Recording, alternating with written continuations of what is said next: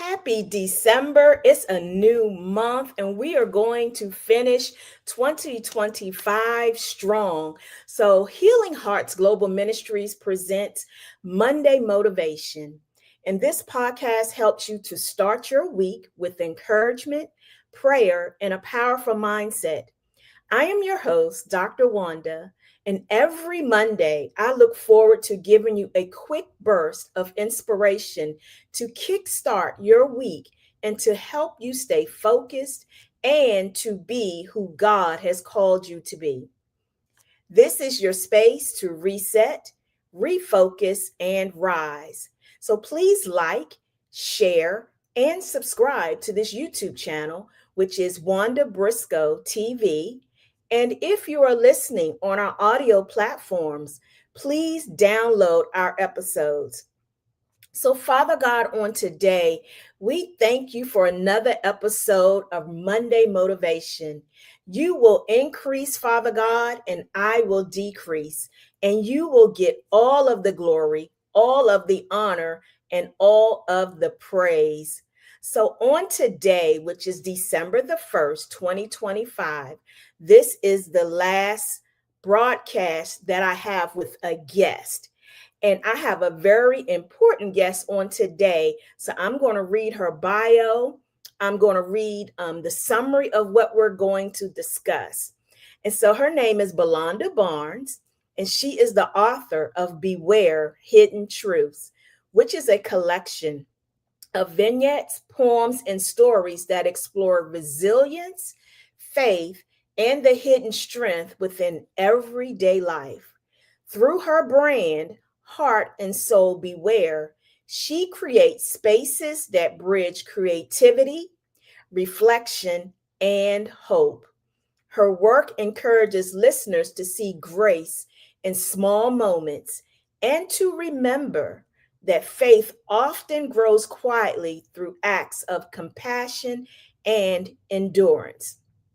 So, on today, we're going to be discussing um, my 2 cents worth. And so I'm going to read the brief summary and the detailed summary. And I'm even going to go into the full story because I believe in the times that we are living in on today that you will benefit from listening to the full story. So the summary is a mother wakes each morning praying that God will meet her family's most basic needs. One day, when her last pennies fall short at the register, a stranger steps forward with his 2 cents worth, a small act that restores both her faith and dignity. Years later, she recognizes another woman in need and quietly returns the same grace she once received. So let's go down to the full story of my 2 cents worth. The ocean's briny scent soothes her sense, and the warm, grainy sand cushioned her feet under the balmy sun. Sarara explained as she watched her 2 daughters building sandcastles and dipping their toes in the ocean water. Their giggles were a melody to her ears. Suddenly, the blue skies darkened into shades of gray, splitting open with a flash of brilliance and a roar of thunder. The alarm is blaring at 4 a.m. The beach was a good dream while it lasted.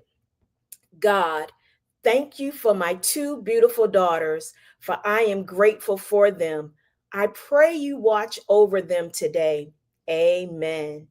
Surrounded in darkness, her body stirred, still encased in her wool pajamas, entangled in the warmth of her blankets. Her body moved slowly, arms lifting skyward in pursuit of the peace that slipped beyond her grasp. Fingers splayed, she searched for a glimmer of daylight to cut through the heavy darkness. Saguaro arched her back, coasting the stiffness of sleep from her weary bones. The bed creaked beneath her as she tilted her head back, twisting her neck, releasing the beach dream from her thoughts. Her toes curved and flexed against the heated sheets, and her entire being gently unfurled like blossoming flowers, encouraging her to meet in the morning. So I want to go down some more. Um, Sarara was thankful when the alarm sounded at 5 a.m. Drenched with sweat and an elevated heart rate, she watched her feet as she briskly walked into the bathroom. She stepped into the shower. The burst of cold water hit her face and shocked her senses. She lathered up from her frigid water so that her pride and joy would be able to have warm showers when they awoke. As Sarara stepped out of the shower, she shivered, her focus again turned to the mirror. She said, God, please provide my children with breakfast this morning. As the door opened to the refrigerator, Sarara watched as her left hand reached in and grasped the only item inside, which was a carton of eggs. She slowly opened the carton, which contained 2 eggs. Thank you. She turned and looked at the counter. In the bread bag, she found 2 slices of bread nestled between the two end pieces. Thank you. Next time, I will be more specific about my requests. So I'm going to bring up my guest on today, Berlaunder Barnes, and we're going to talk more in detail about my 2 cents worth. Thank you, Berlaunder, for coming in on today. I'm glad we was able to get rid of those difficulties because I wanted the viewers to hear what you had to say on today. And I do want to say I love how you gave a different meaning to the topic, my 2 cents worth, because usually when you hear someone say my 2 cents worth, they're like giving you a piece of their mind. Or it's not something very positive. But I love your story. Can you tell the viewers in detail about your story? Yes. So as you were reading the story, so a lot of the stories are fictionalized. Some of them are imaginative. Some of them are experiences that I've had, or that friends and family have had, or that I have observed, on the outside looking in. This is one of those stories, though, that is very much an experience that I had. It's very much one of those experiences where it's, raising, single mother, raising, 2 small children. Um, and there was a lot of guilt involved with that as well. So, every morning before getting up, you pray, right? Like there's enough there for the next day. And so that was, as you were reading that, I was remembering that day, right? And it just, it's like, oh, am I going to get through this? But luckily, there was enough there for them for breakfast. And so, but then you get over breakfast, and then the next thing is, okay, well, what about dinner, right? Because they're going to eat lunch at school. And so, thankfully, I had a boss that had come out and had asked me to go and get some lunch for him. But then he wasn't able to have the lunch, so he told me to keep the money. And so I took it and was able to buy, at least I thought, to buy dinner for my daughters. But unfortunately, when I got in the store and I was calculating in my head, and unfortunately, I was 5 cents short. And the clerk was, hey, there's a take one, give one penny jar. You're welcome to take a penny out of there. You're only supposed to take one, but there's 3 pennies in there. You can have them. But that still left me 2 cents short. Yeah. And the gentleman behind me said, here's my 2 cents worth. And he actually paid for my groceries. So my children were able to have dinner.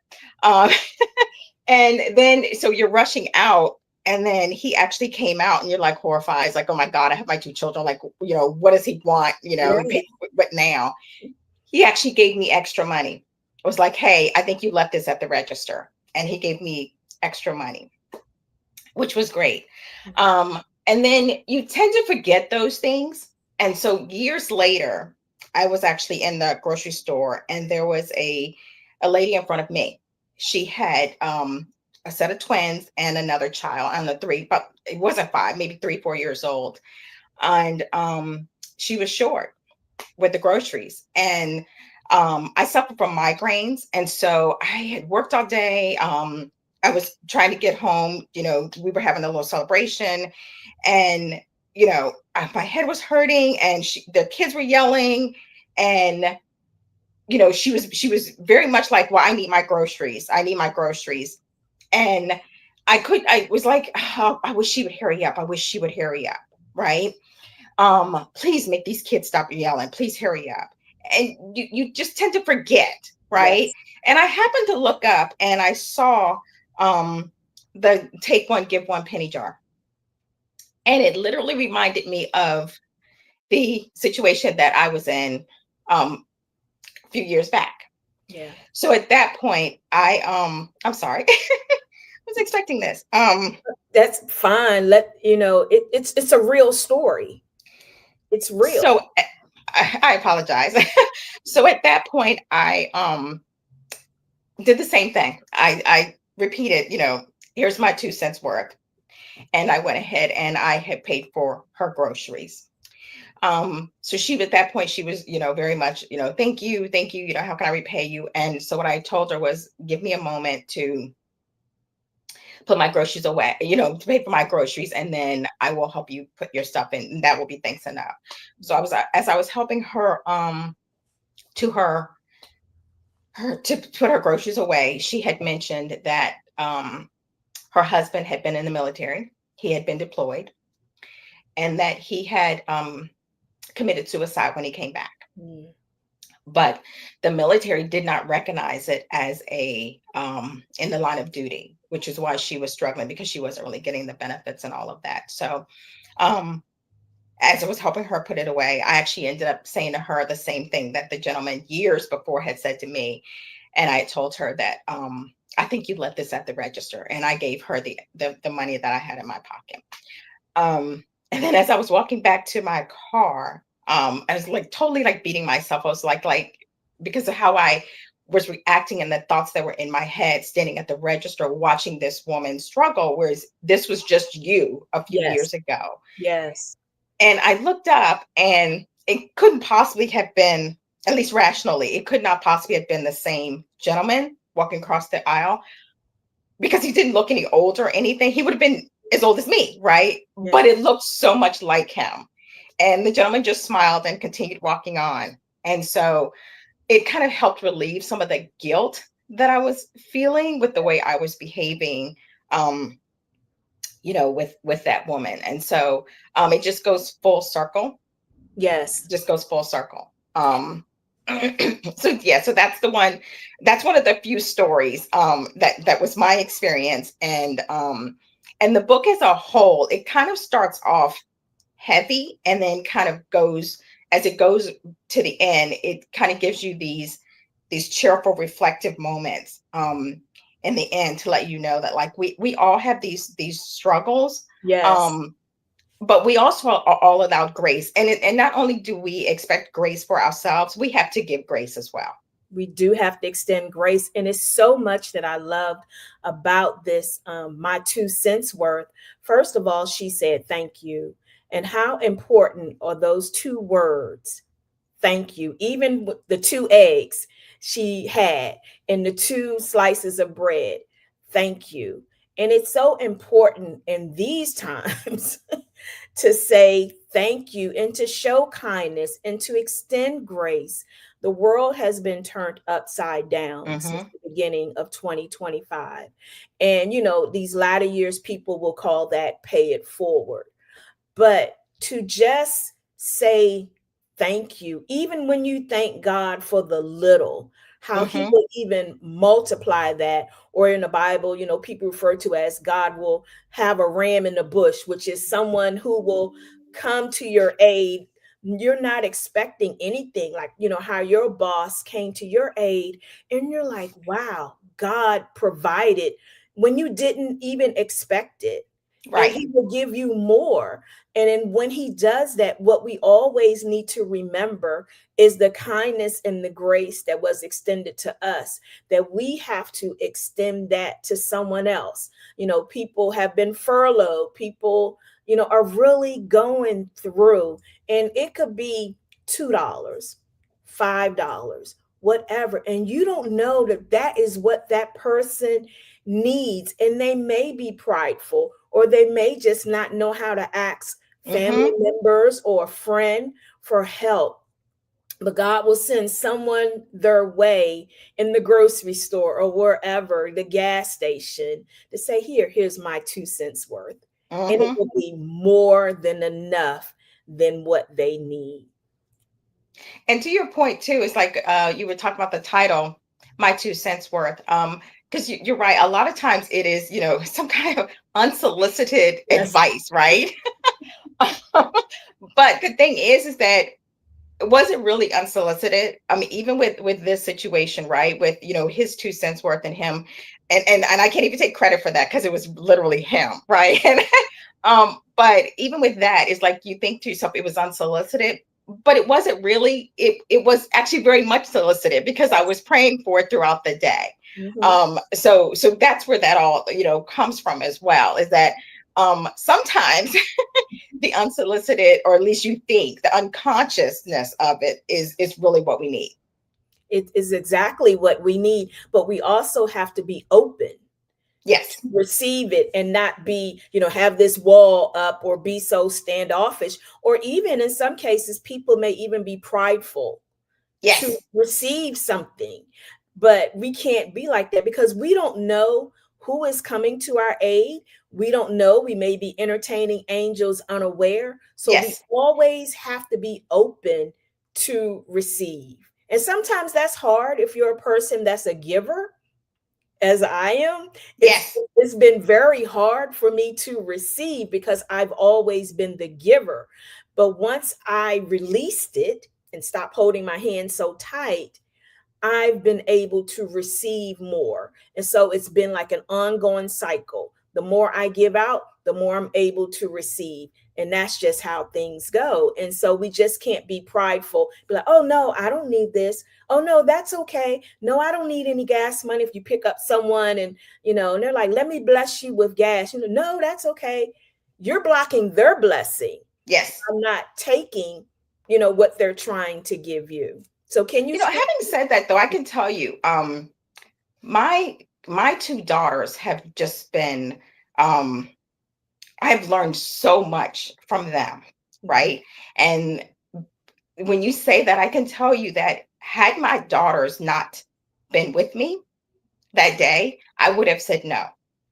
Wow. I would have said no. I would have said no, thank you. And that would have been it for me. Mhm. Um, but it became bigger than me, right? It became, and even though they stood there, I was like, oh, mom, that's okay. We don't need it. And you look at it and you think to yourself, they got that from me, Yes. right? Because even while they're like, it's okay, we're fine. Um, I knew they were my kids, right? And they weren't.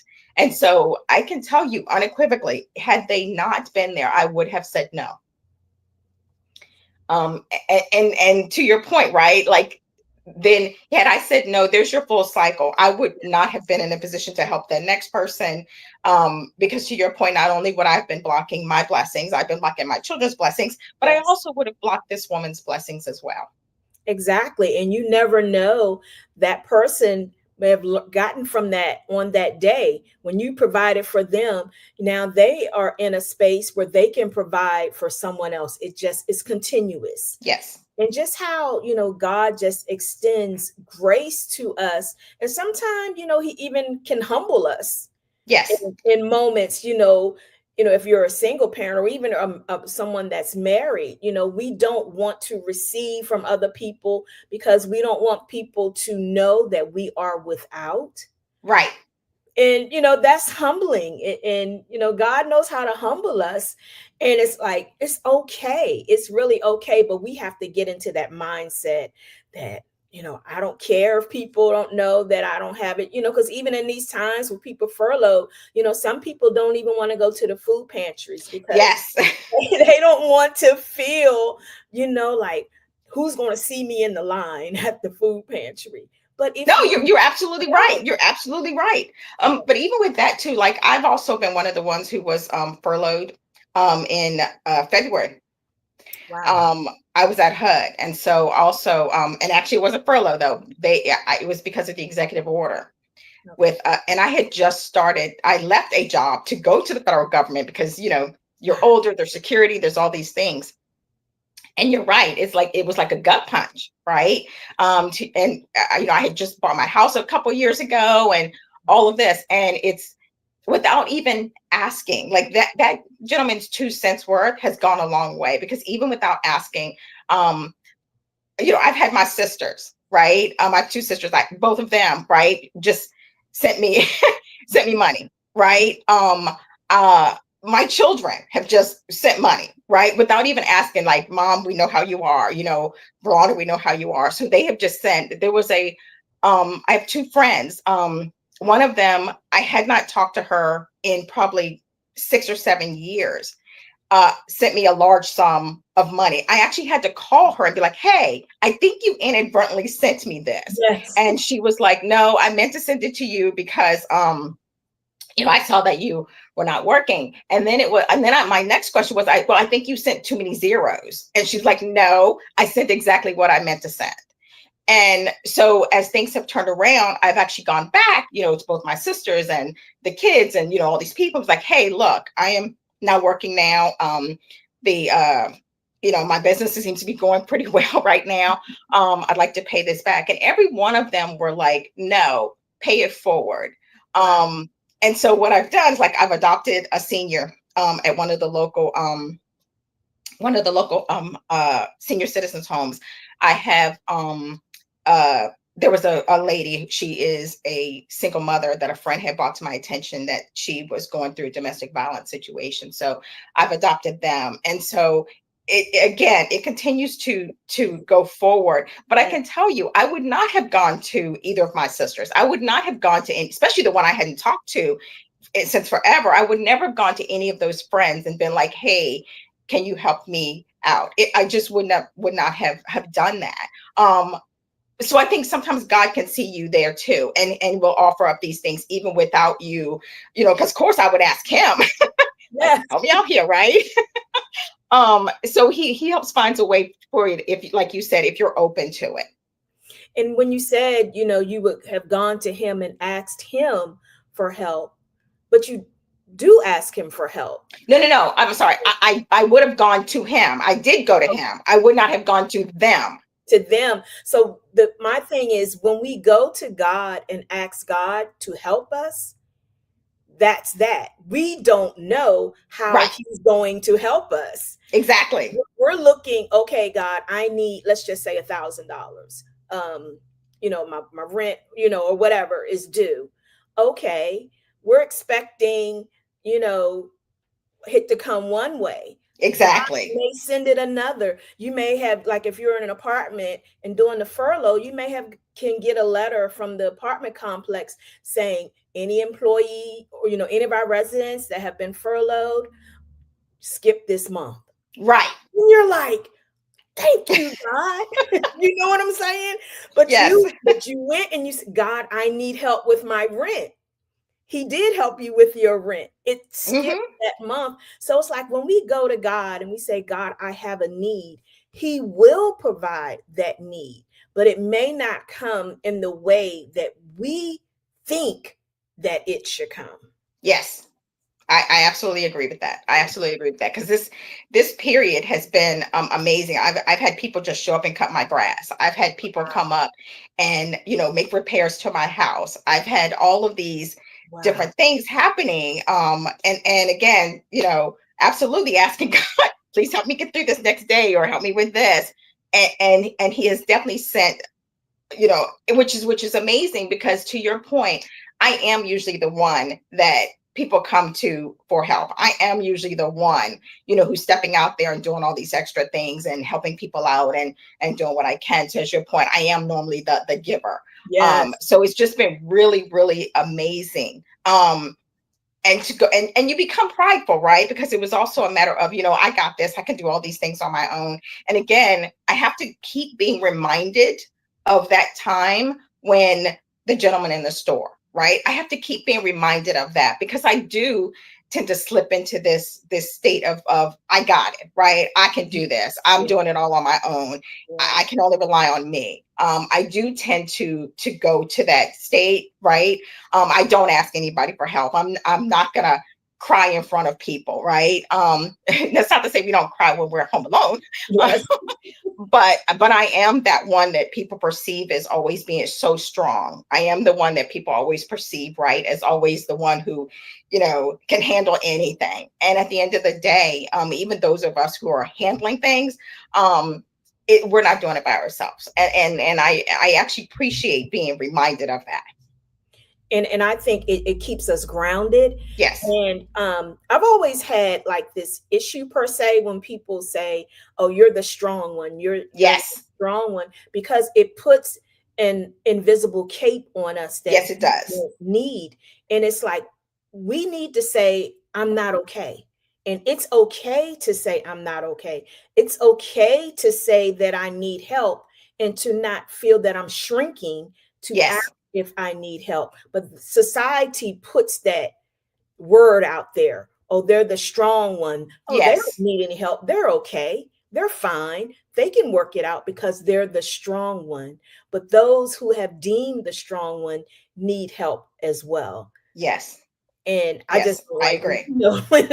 when they say that. And a lot of times, it's like, God is trying to send us a resource because he is the source, but we can get in our own way Yes, sometimes. we can. we can Yes, we and can. we just have to learn how to not get in our own way. And it's like he'll send, I was telling my leading lady at church, the pastor's wife, Hmm. well, I call them God winks, and little things he'll send to say I still got you. And it's like since I retired, then with the backload, still, no income or anything, but God Hmm. will send little things. And and I love Dollar Tree, right? And so Oh. I had gotten a check in the mail. It was like $1.96. And can I tell you, I grinned at them. I'm like, okay, I can at least get one item. And I showed the check stub to one of the ladies at church. And I was so excited about that. And that's what God does when he see that you can accept and appreciate the little. He will increase that because he's a God of multiplication too. And then a couple weeks later, I got a check for $14.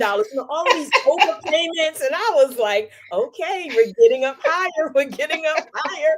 But it's like and then we have to say, "Thank you, God. I Yes. thank you for the $5. I thank you for the $10."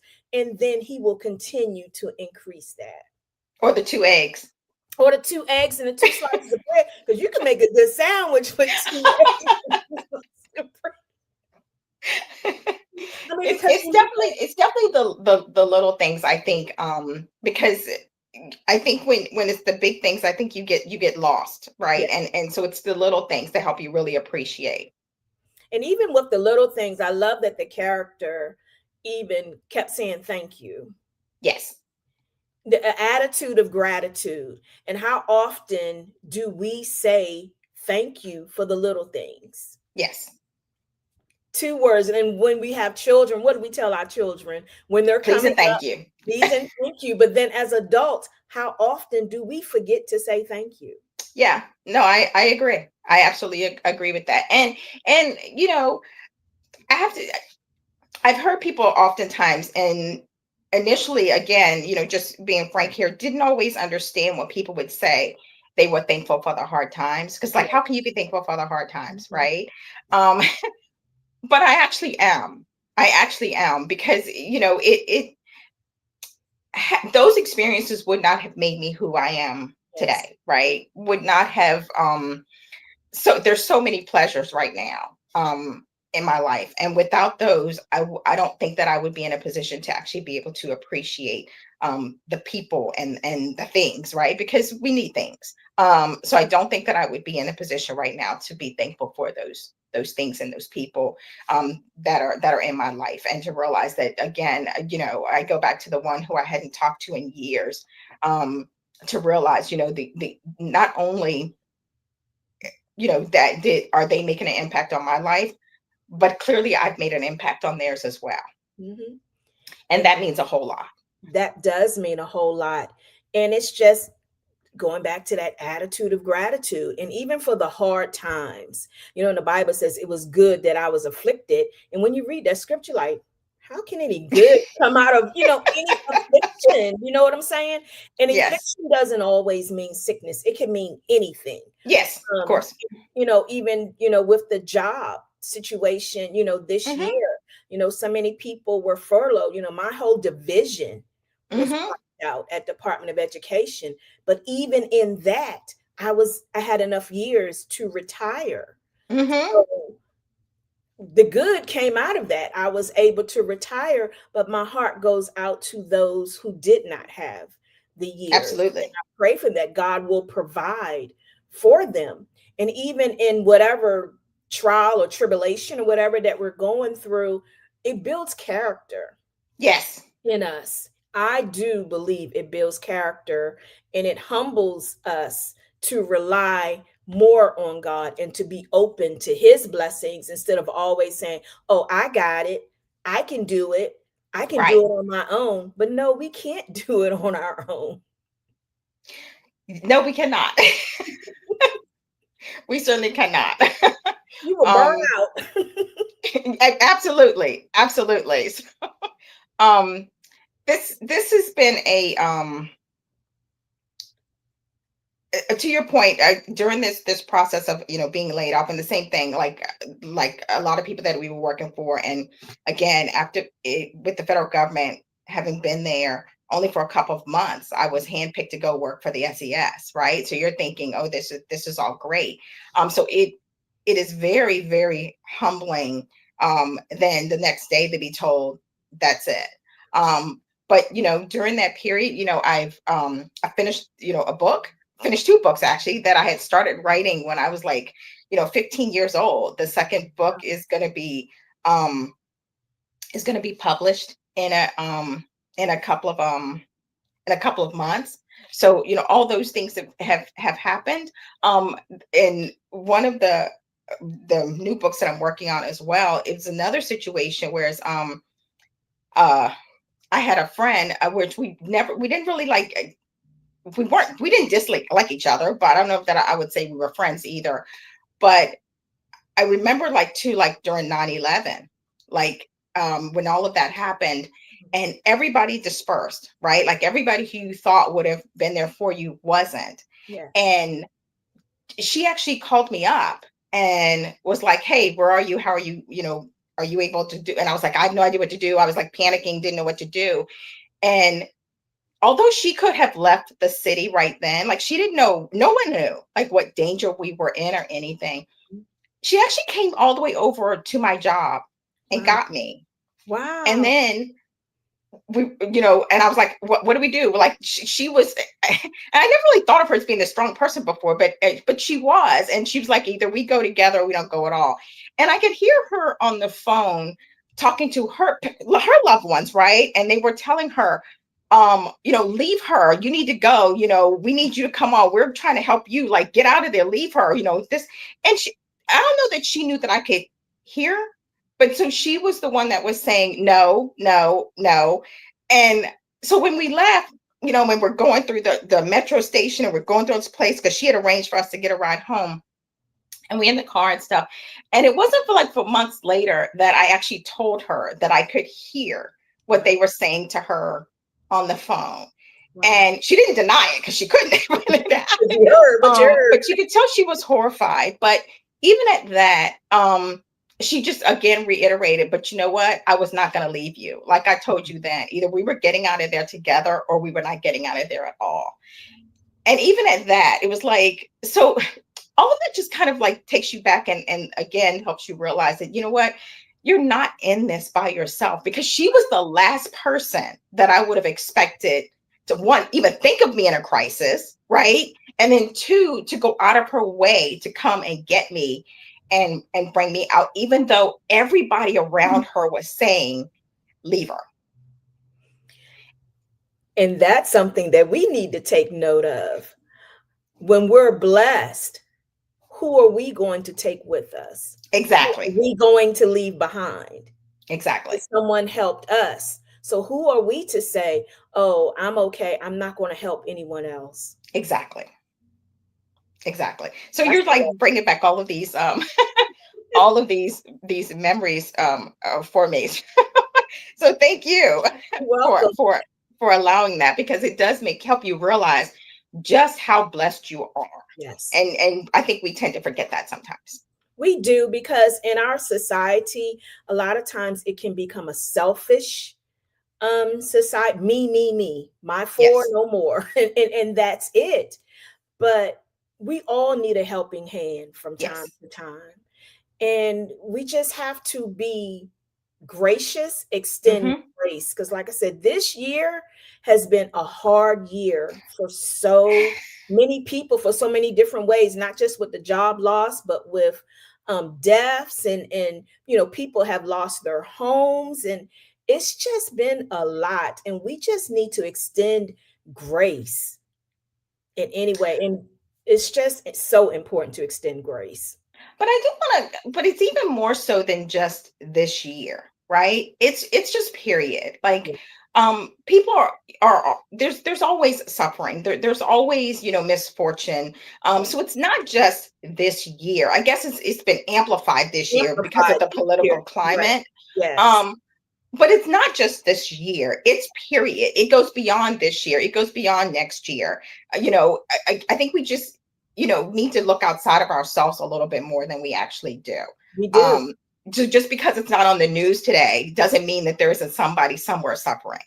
Yes. um just because you're not hearing about it all day every day doesn't mean that there's not somebody somewhere suffering, that there's somebody there that could use your grace. And I think, um as vigilant as we are looking for it now on ways in which to help and contribute, I think we need to do that all the time. I Yeah. think we wouldn't have years like this, right?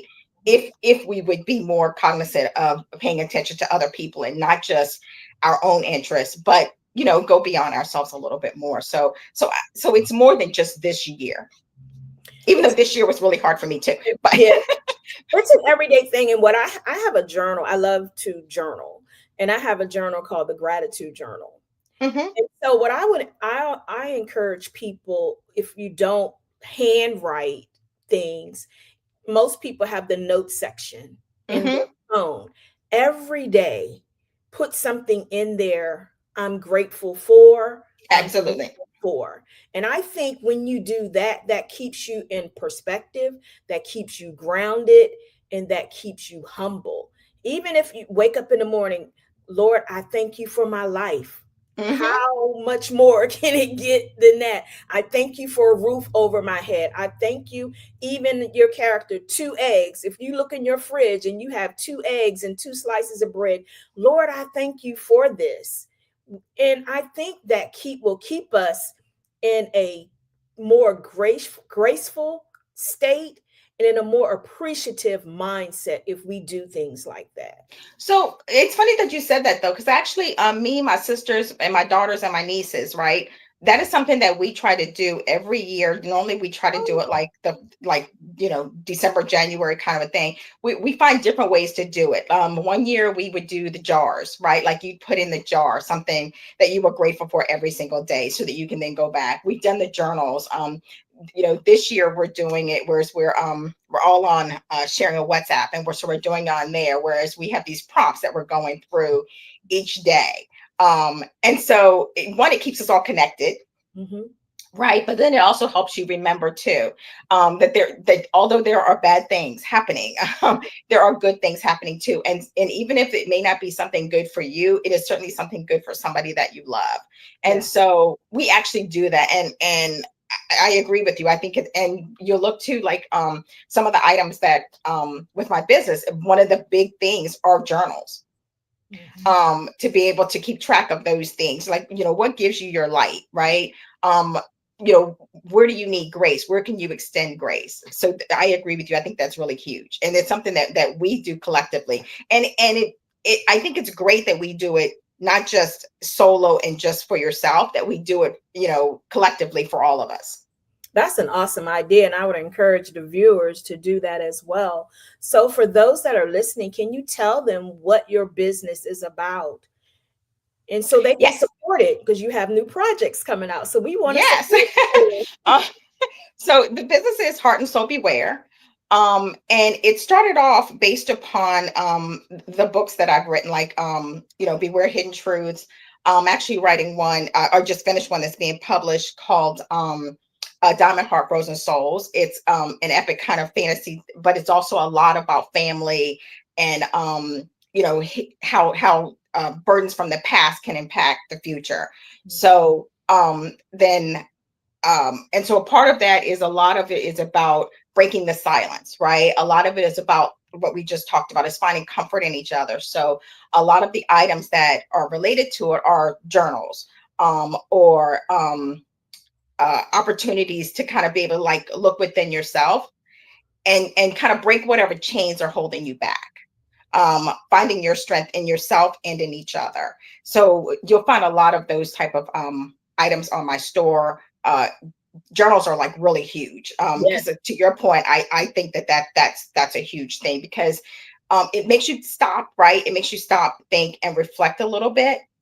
And also it also stops kind of that impulsiveness, right? Because if you take a step back, right, and take a minute to really think about it, write it down, I think sometimes that will help you as well, right? Because sometimes we get ourselves in trouble by being so impulsive. Yes, that's So, true. so I think reflection is huge. So those are the items that are on the, and if you go on there, I have to have like prompts on there, kind of like just to kind of take a step back and just kind of think like what is holding you back today? Um, what is something that that you felt really really good about? What is something that you'd want to share with someone else? So it's prompts like that throughout the website as well, that kind of just, again, it's to help you to self-reflect, so then what you're putting out into the world can be more positive and can be a blessing to someone else. And that's what it's about. So, Berlaunder, tell us, how did you become an author? So many people, like myself, was always a reader as a child. Love books, even love reading encyclopedias. So that I'm dating myself because people this generation don't even know what an encyclopedia. No, I'm with you on that one. I've always been a reader. Okay.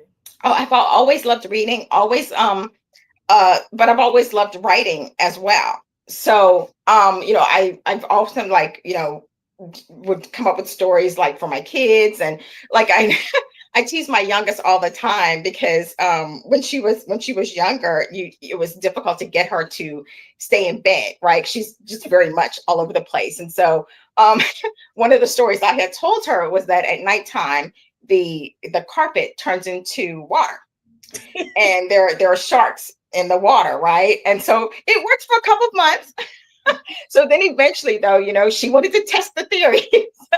So I've always been one to like come up with these little stories. My oldest daughter's name.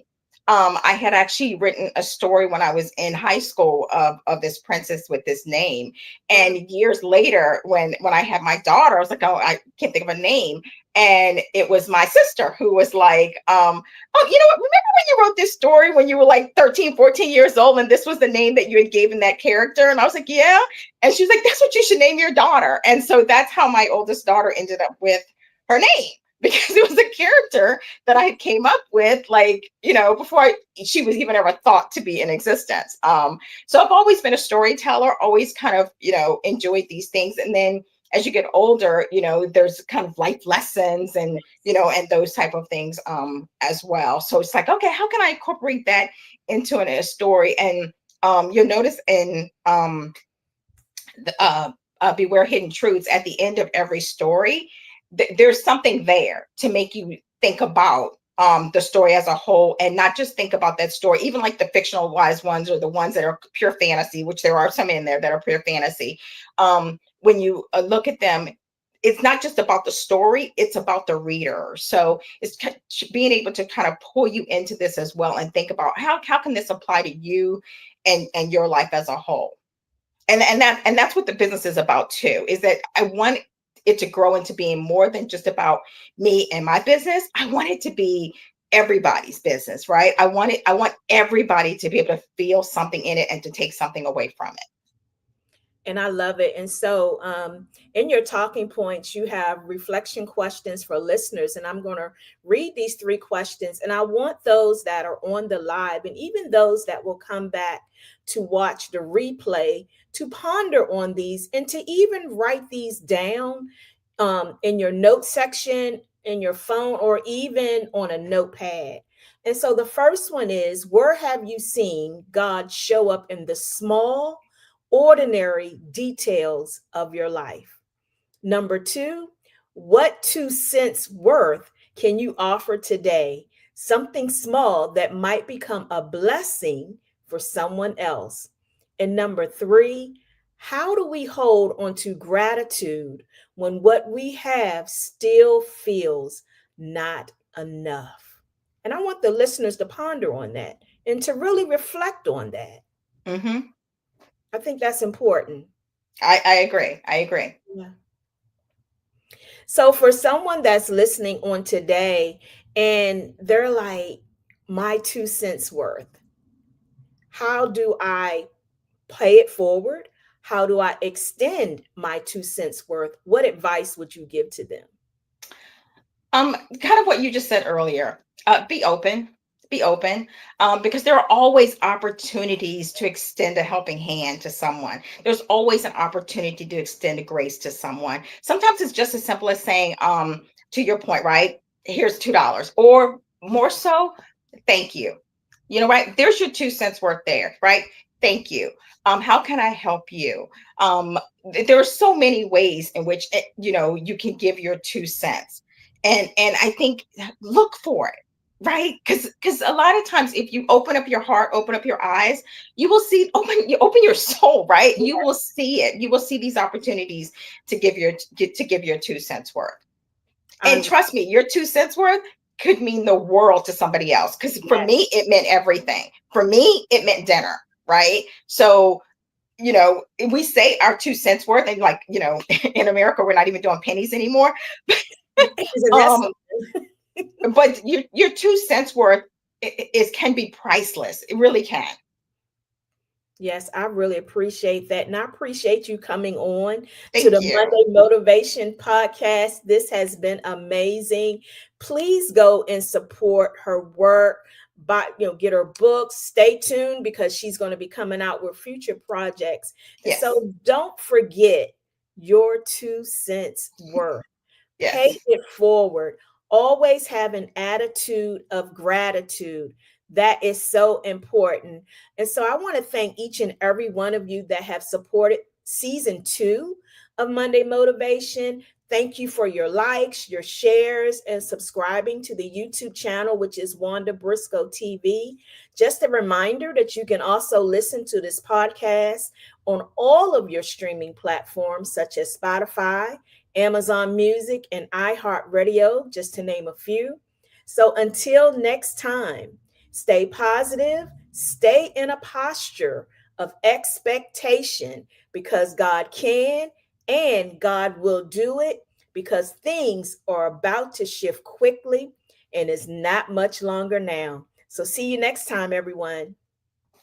Thank you.